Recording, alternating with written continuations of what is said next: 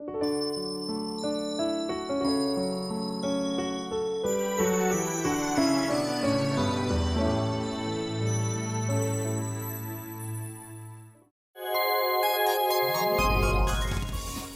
güzel bu saat, çünkü kurdu ilkbahar. Ana yurdum canlandı, taze ömür başlandı. Çiçek açar direkler, uyanarlar böcekler. Merhametli tarhaylar çırp çırp oynarlar.